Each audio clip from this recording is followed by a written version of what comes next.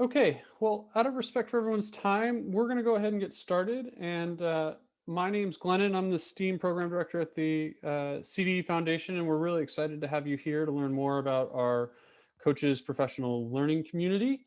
And I'm going to turn it over to my colleague, Karen Warner, and my teammate. We make the STEAM team here at the CDE Foundation. And we're really thrilled to have you here. We're going to start by kind of explaining what we're thinking with this professional learning community for teacher coaches. And if you have questions, please type them into the chat. I'll either respond in the chat or we'll bring them up as they come up. And there'll be plenty of time for questions at the end of the session. Our presentation itself should last in the 10 to 20-minute range. And then the rest of the time is question and answer for the rest of the group. So with that, Karen. Thank you, Glennon, and it's really great to see everyone here. I'm excited to take you through a little bit of an overview and then hear from you on what questions you have. So as Glennon said, we are happy you're here. And we have heard from you. This program is really coming from, Glennon and I both in our professional lives have been coaches as well. But for me, I was a classroom teacher and then I became a coach, and I really didn't get professional learning opportunities for me as a coach, and it took some different skills to be a coach. And so we really wanted this program to be for people like you. We know you're essential leaders, and we really are looking for ways to help you get connected and help you to be able to share best practice for the things that you know and be able to reach out to this network. So this really is a way of being able to advance equity and also the interdisciplinary nature of STEAM and the work that we do, where we're trying to pull together different areas, and so that it makes sense for the child as the whole child, and it's relating to what their real world is, so that we can connect that, and we're helping the teachers to be able to make those connections. And so this program is there to help you be able to see best practices in doing that.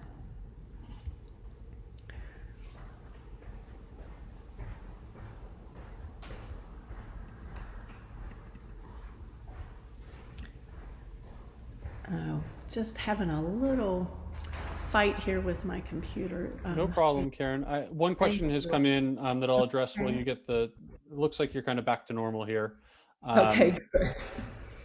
Thank you. We will provide slides at the end as well as the recording. So no worries on that front. We'll make sure that you have access to those. Okay, thank you for that. So this program is intended for district level coaches. We understand that there's a lot of different titles for what people who are coaches might have, but this is where we really want to be able to help you with your influencing in your sphere of influence at the district level. And so we would like for you to be able to pair up with someone, because we know that being able to be on a team and be able to process, we will be having meetings where we all come together, but a lot of your work will be when you're talking with your partner.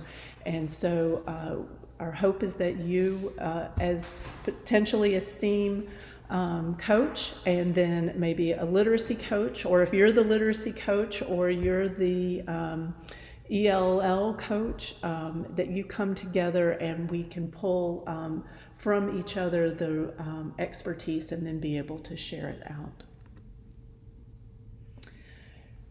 So your pair or your partner, or your learning partner, you will come to we will have 3 different meetings where we all come together, and I'll get to those exact dates in just a minute. But you and your partner will lead a breakout session where you will share your expertise in a given area, and people will be able to come to your session, and then you'll be able to go to their sessions. And so by the end of the program, you will have multiple opportunities. This is a peer-led program opportunity, and Glennon and I are not the coach experts. It won't be that we're coming to you each time and sharing all of our wisdom. We're bringing you all together because collectively we know a lot, and we will be sharing that with each other. I came up with a few examples, so different topics, but this is wide open because you all represent a lot of different areas. But it could be something, I know a lot of people have been coaching in a virtual environment and going to hybrid, and it's really different in some ways than doing your in-person coaching. And so maybe that's something you want to share. But this is wide open, and it's geared for you to be able to share what you know is best practice or your lessons learned. And at the end of all of this, what we're hoping is that there's something that you all have benefited from the program and getting to know each other and having basically a Rolodex now of coaches that you can call on during let's say in the fall, and you have something that comes up that's a problem of practice, and now you'll have some people to connect with. But beyond that, I think we're going to learn a lot just in the next few months in this program. And Glennon and I have been talking about this could be something that becomes a white paper. Maybe it's a framework of what a coach could share at their district to say, here's really a really good model for coaching in our district, and it's based on the lessons learned over these next few months.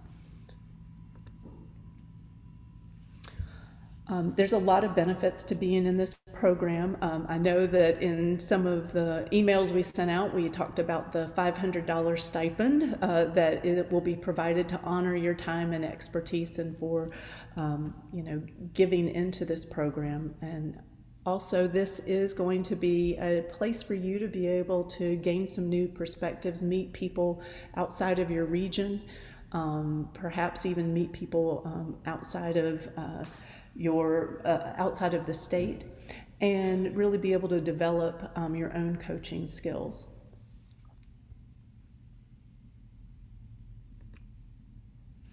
And this is a pilot program. So we have funding to provide for a certain number of coaches to come into this, and Glennon and I will be able to learn from this, and we'll see if this is something that we want to continue into the fall going on.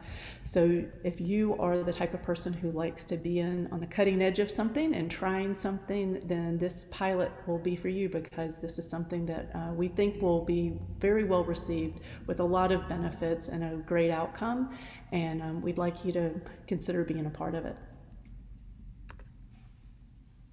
So here's some logistical things that I've been receiving a few emails, and so this is based on the sorts of questions that Glennon and I have been getting. So we will meet monthly in April, May, and June.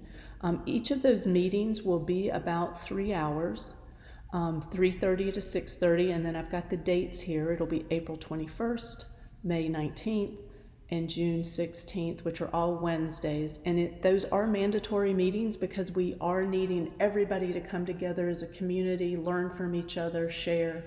And so we do need you at all those 3 meetings.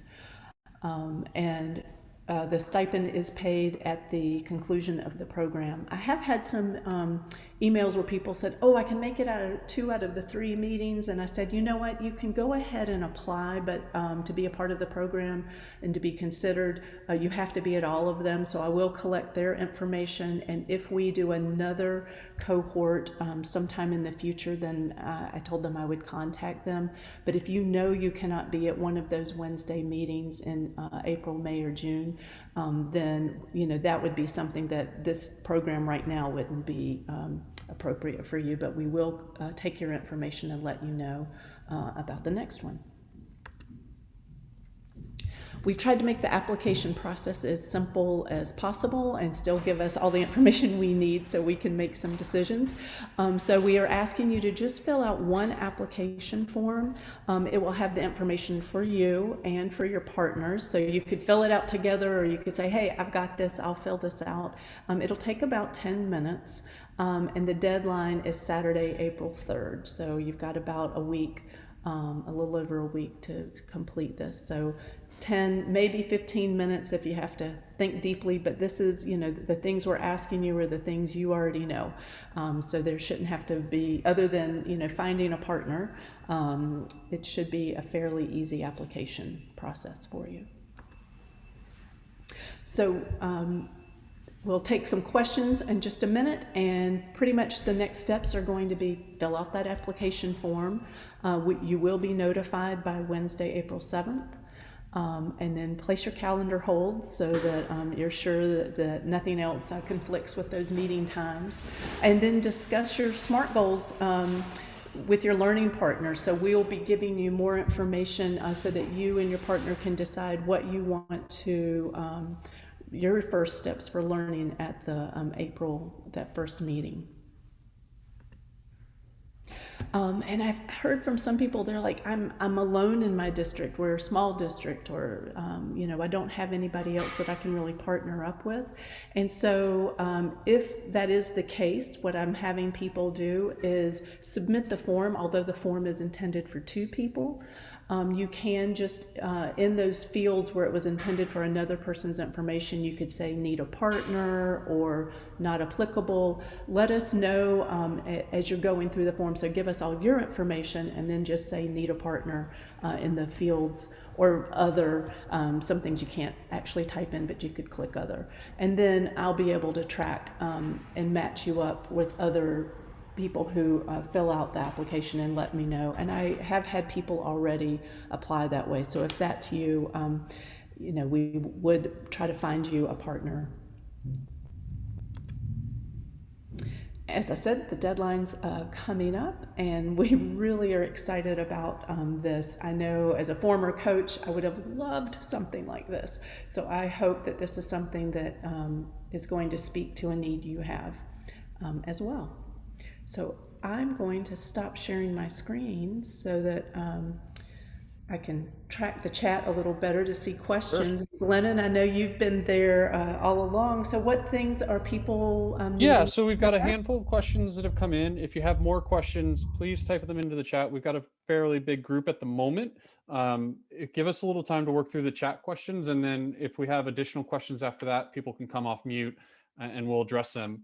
The first question that I wanted to tackle is from Lisa, and she's asking about how this plays out for preschool coaches where they don't have an assigned specific content area of expertise.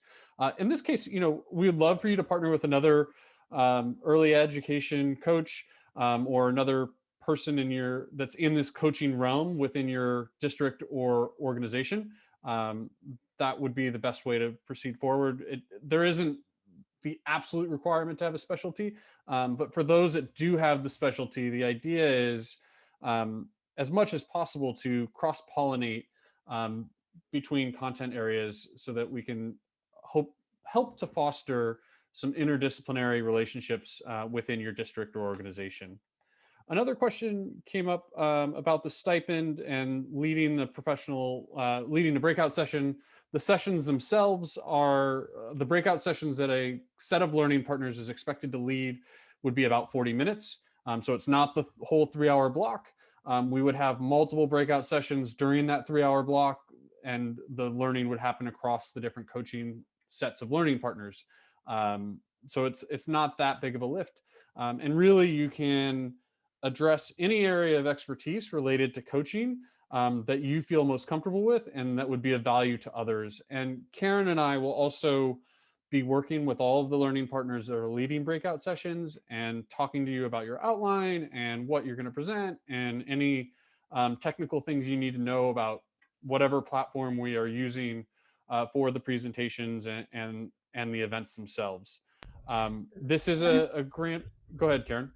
Oh, I'm sorry. I was just going to say that I noticed that someone had asked, can they change their presentation topic after the application submission? And I would say absolutely. I mean, if a great idea comes up, we don't want to tamp a great idea down. So yes, if you're not beholden to that, but as we get closer to the time that you would present, then you would let us know so that we can be sure to let people know what options they have. Because the way each meeting will work is we would start with a, sort of like a keynote, and then there would be a breakout period, and it would be about 40 minutes, and you and your partner would present during that 40 minutes, which would have, some time for introductions and something interactive so that people can hear about what it is you're doing. Maybe they're responding in the chat the way we are. Maybe it's something hands-on. It depends on, what your presentation's about. And then you would leave some time at the end for Q&A. So that would be your 40 minutes.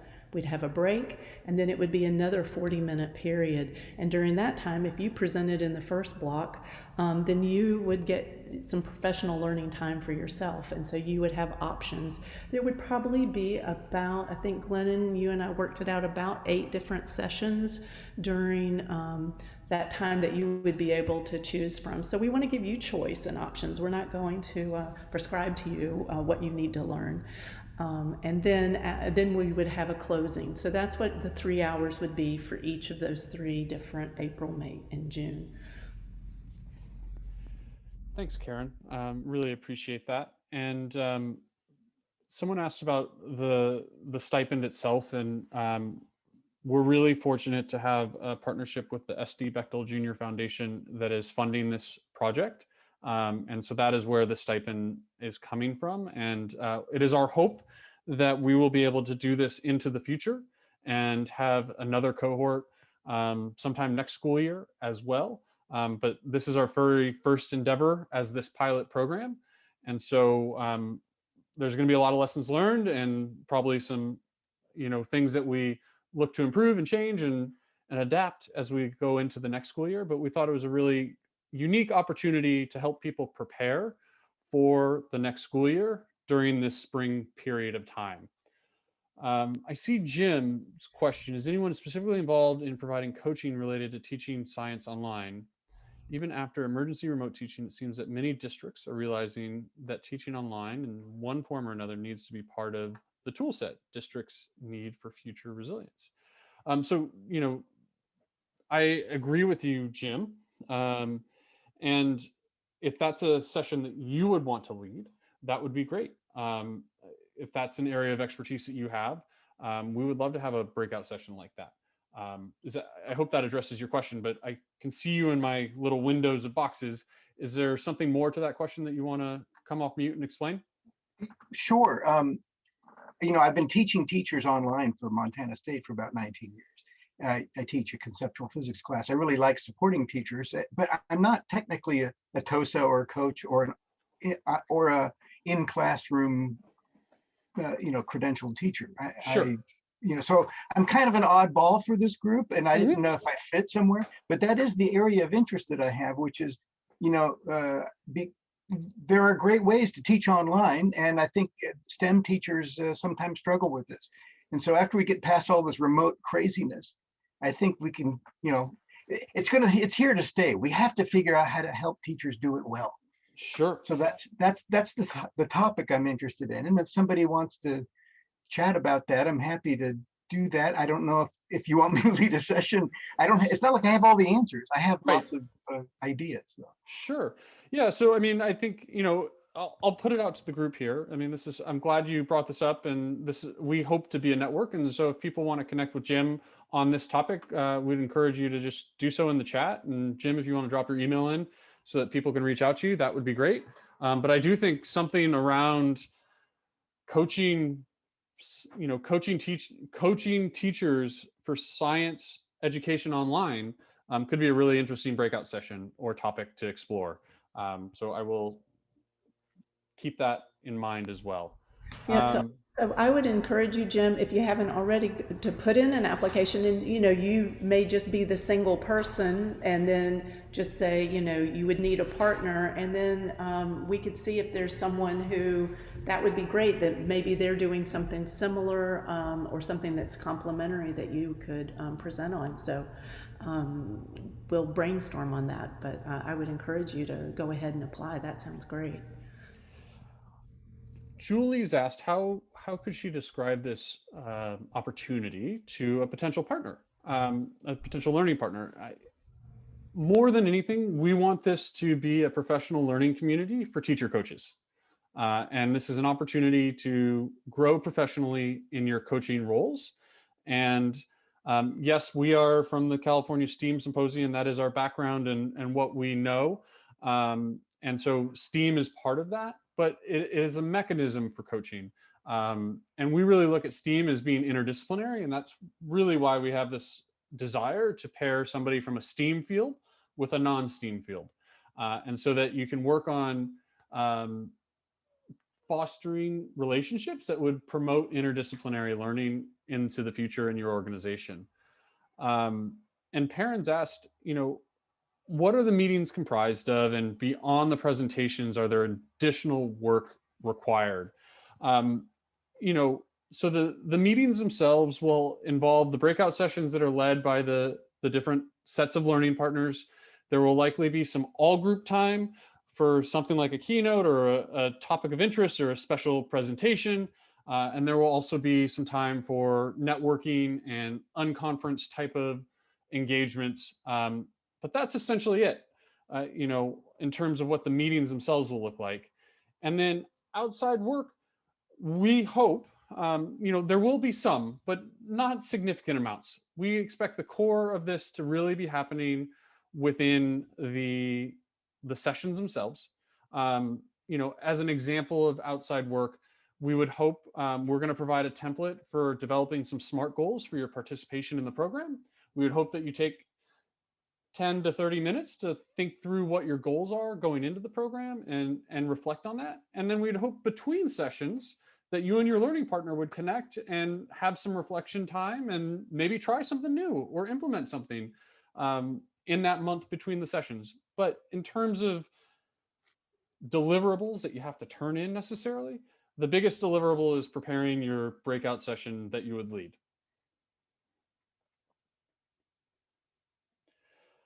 Another question that I'm seeing, would only the selected participants have access to the presentations, or could other coaches not participating listen in? Great question, Renee. Let us think about that a little bit. At this point in time, where we're at is that for the sessions themselves, they're going to be closed to the professional learning community. We want it to be a space of confidentiality, of trust, and relationship development. But that being said, the resources that we develop, the breakout sessions, granted permission from the learning partners that are leading those sessions, and the resources they share, we're going to try and create a repository of some sort of these great resources, and how we share those out is still to be determined. It could look like a Google site, it could look like a slide deck. There's lots of different ways that we could share things out. But one of the things is we want to sustain the learnings and share them as broad as we can. Glennon, I see Julie had a question about when would they have time to work on the breakout session content, and the one that that they would be presenting. So our thought on this is that you're going to be presenting on something that you already do, that you're already an expert on, and so it would be something that you and your partner would decide, like, what, we've done this in the past with our teachers, or whoever you were working with, and so let's pick this one, and so it may be something you've already presented excuse me in your district. So this doesn't have to be like something brand new. We actually are expecting that this would be something that you feel like, I've got strengths here, and this is one of my strengths, and you're presenting on your strength. And the sessions you would go to are those areas that you're wanting to strengthen within your own practice. Yeah, and I will also add that, I mean, the expectation for developing your session would be to happen outside of the meetings that we're hosting. Um, we hope that it doesn't take long. We also recognize that developing a session focused on coaching techniques is a little different than developing a session on teaching techniques. And so it may be a little new and you may need to make some adaptations to something you've done, but we want to hear about your expertise and hear hear about best practices from your experience in coaching that'll help the rest of the community grow. So it'll take a little bit of time and effort, but at the same time, it should be something that comes pretty readily, and it's just a matter of sitting down. And my hunch is um, that it would take half an hour to an hour to really polish out a presentation with some interactivity for the participants to engage with.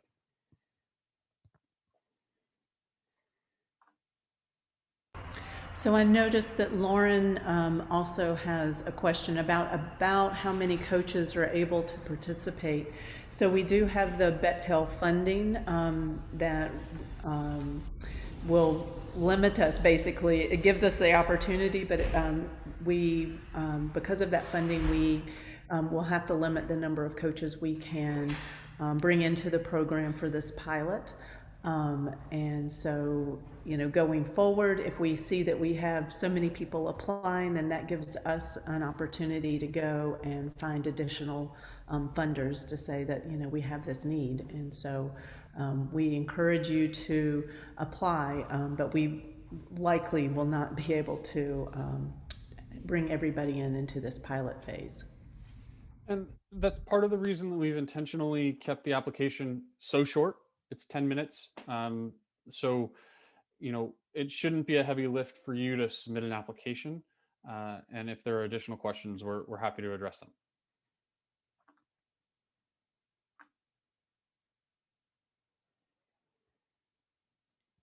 Well, it looks like we've gotten to the end of all of the chat questions, but Karen and I are going to hang out here for the next 20 or so minutes and happy to address additional questions. If you have questions you want to put in the chat, if there's something that wasn't clear, we're here to be of support. But this is really kind of the conclusion of our formal programming. So if you've got all the information you need, please remember to apply. Let me drop the link to the chat or the link to the application is in the chat again. And that kind of concludes the formal programming. And I will just reiterate that this recording and also the link to the slides I will be sending out to everyone who is here and beyond. So if I think someone had said their partner couldn't come, so we'll be sure you get that so that you would have a week to really explore it together and then apply. Yeah, and I think the recording and slides will likely go out to our email list sometime next week.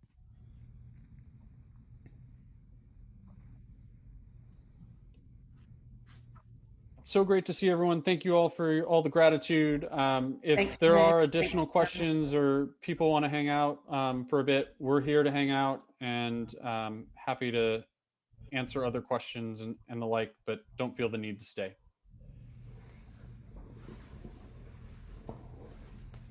Karen, thanks for inviting me to apply.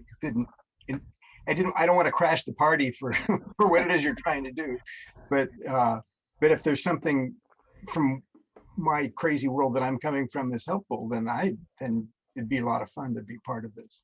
Yeah, well, I mean, this is a pilot, so we're just we're open to all good ideas. So I'd say well, yes. Don't. I always say don't postpone joy, so don't postpone opportunity either. So I'm a big fan of building the plane while you fly, so that's fine. well, I'm glad you were here, and I'm glad you were able to see that. Yeah, we're inclusive in the application process. Come on. Awesome. Okay. And Jim, we also exchanged emails earlier today. We're excited to connect on that other topic in the future. Yeah. Look forward to speaking to you more. Okay. Take care. Yep. And if Audra, I see you're off muted. Do you have a question? Thank you. I have a question, and I'm sorry, I was trying to multitask and finish a trainer of trainers that went till 4. I thought I heard something about early childhood coaches. So my partner, Debbie Parnoblet, and I are early childhood coaches with the Stanislaus County Office of Education. I just wanted to make sure that that was appropriate, because I know a lot of the coaches on here are dealing with elementary education. Yeah, we've got the full gambit. So Okay. pre-K all the way through high school. Excellent. We welcome it, and we recognize that early childhood doesn't necessarily have the content breakdown that some of the higher grades do. So, you know, we want this to be interdisciplinary, but if you have 2 early childhood coaches that don't specialize in, say, science and math, that's totally okay, because there are less specialties in the younger grades. Well, the thing about us is we specialize in everything, so we'll be just fine. Perfect. We love that. But yes, absolutely. We're excited to have early childhood participate in this. We see that the value is immense. And so We're excited. What a great opportunity. We don't normally get opportunities like this, so thank you. We welcome you.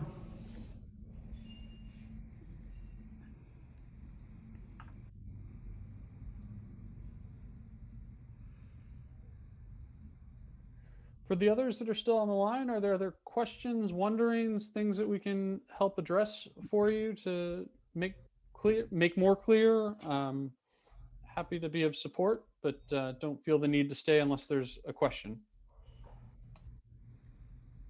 And just feel free to come off mute if something One comes more up. question. Yes, Can please. we pass the recording on to our colleagues that weren't able to attend and have them Please. apply as well? Okay. Yep, we should have the recording and the slides out sometime next week to our email list. So if you've been getting our emails, no problem.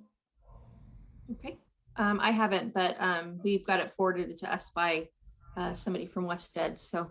Well, yeah, we'll get you added to our main list so that you get everything.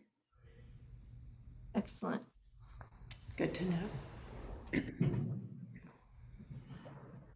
I was going to wait to ask. Come off mute. So yeah, go ahead, Connie. Oh, I was just going to wait till the recording was on.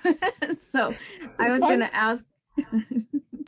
I was going to ask a question about the topics for the breakout rooms. I submitted ours on what we call our coaches cafes. Okay. We have started up 4 years ago, the ability to have 1 to 2 hour trainings after work for teachers where they're on a time card. So we've been able to manage the board approval and the funding sources so that we can provide PD voluntarily to teachers, but also paying for that extra time outside of their workday.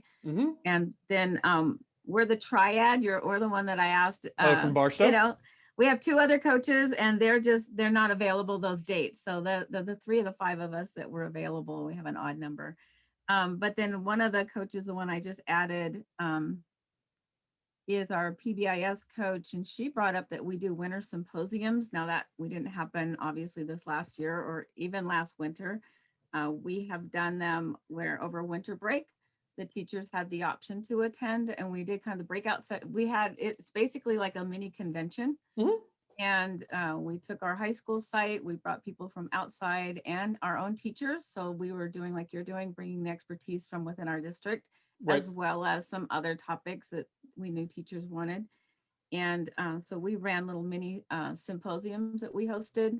And again, teachers were paid on a time card. So it was part of their winter break, but it was voluntary and yet outside their workday time, so they could kind of not have to be juggling other things at the same time. And that's been very popular. They really want that back again. So we'll probably add that, but I didn't know, that's not a coaching, that's not a model of doing a lesson or something, but it is something we've heard across our county that people go, how do you do that? How did you get that started? Yeah, so I mean, the strategy behind it and how you as coaches were able to work to put that on is definitely worth people hearing about and sharing about. I would also just say, like, in terms of a breakout session, think about coaching best practices. And so some coaching best practices are ongoing, regular professional learning, but there's also coaching practices about developing relationships with your coachee. We're open to the gambit in terms of what you present on. Some of it can be kind of systemic structure that has worked for you. Just recognize, like in your case, it's really unique that you have the funding to do this off-cycle coaching for Well, your teachers. it is funding. It is coming from the funding that we probably all have. It was just a way of using it to provide an opportunity for teachers to get paid to get it outside of the workday, because that's really hard for us to find that time where we can take a group and take a topic that everybody, it can't be the things that are mandated because we have to provide that during the workday. But it's like right now, this year, we've had huge participation because it's been, one session's Jamboard, another session's Google Slides, but anyway, I didn't know if you wanted us to go another direction or if that was something you thought was viable. I think it's viable. And I think talking about the funding strategy that you were able to implement, and just recognize that different organizations are going to have different decision-making structures and funding structures. But showing that model of how you're doing it and the effectiveness of it would be, I know people are clamoring for, like, how are other districts doing things like this? Especially when you said district level coaches, because we're not on a site. We do PK 12 and we each have a content area. And so we split it up. We're not all doing every session. So, our science coach will do some, and then, I'll do ELA. So we spread it out. We're not all doing it. I think people will really like to hear about how you've solved that problem of, the teachers want training, but how do you fit it in?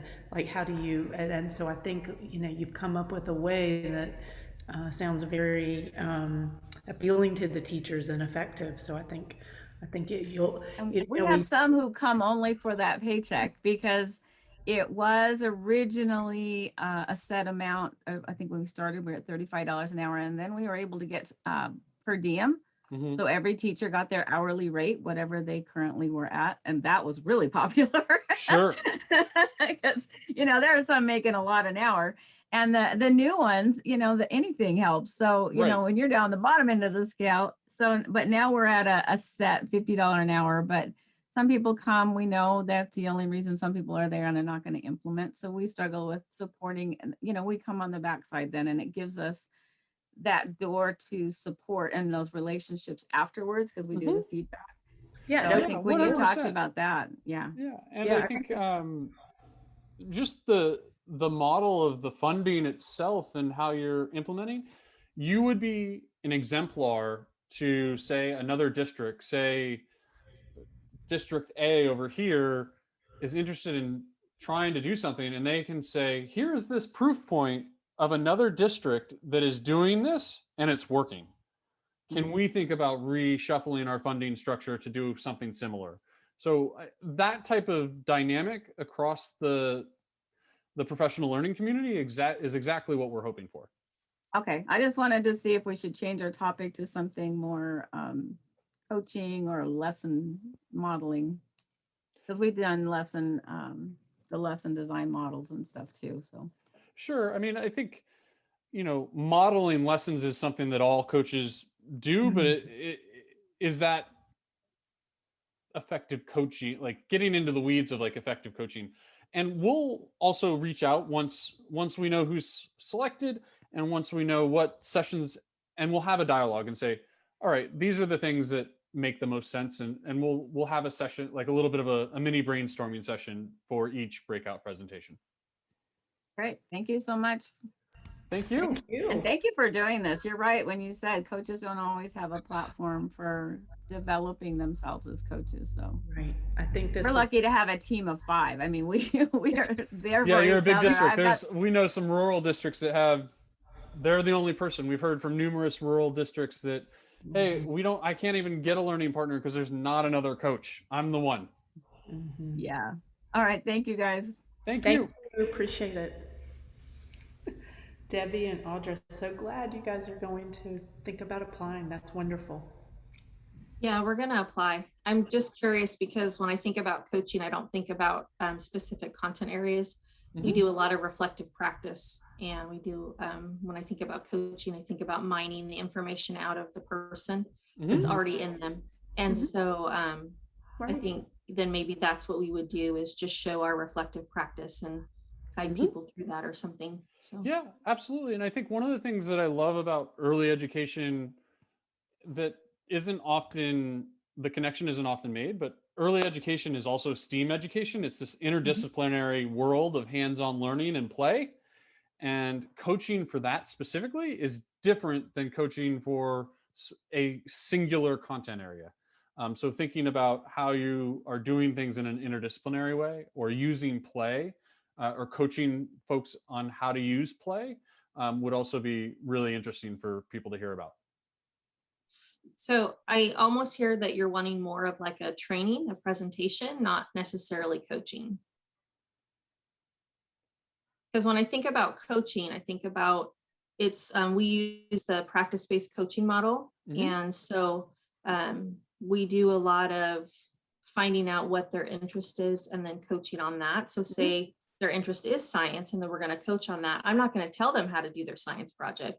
I'm Right. going to ask them questions about what their children need and what interests them and what their classroom has available to them, and what their individual, if they have children they're individualizing for, and we're going to talk about those things, and they're going to give me that information. I'm not going to Sure. provide it for them. Right. Yeah, no, I think that's perfect. Okay, I'm sorry I jumped into that's this okay. other No, I realm, but get that. I get that in the elementary world they have specific content coaches, but Mhm. then I have to ask myself, is that really coaching or is it mentoring? Right. Yeah. Yeah, no, so I mean, I think you're dead on. Like, how Okay. do you draw out, how do you have productive Yes. conversations that draw out the content that people are, as educators, excited Mhm. to share with their students and keep their students engaged and interests? That's Yeah. a wonderful dialogue to have. Okay. Yes. Asking important questions or eliciting, understanding how to elicit that information so that they can, work through what, why and what and how they'd like to change or tweak their practice it's a skill in its own. Mm-hmm. 100%. And it's a very unique skill to coaching specifically. Well, thank you guys so much for your time. We Appreciate it. appreciate you. Yeah, we appreciate you.